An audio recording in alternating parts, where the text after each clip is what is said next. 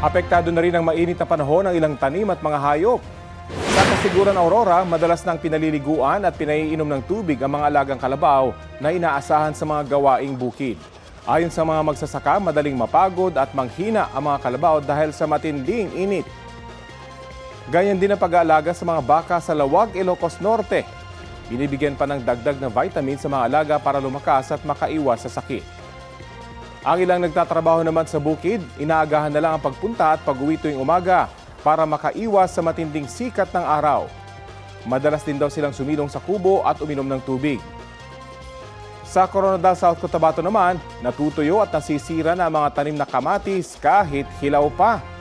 Ayon sa ilang magsasaka, ang ilan naman ang naani, hindi raw maganda ang kalidad at hindi pantay ang pagkahinog sa gitna ng matinding init.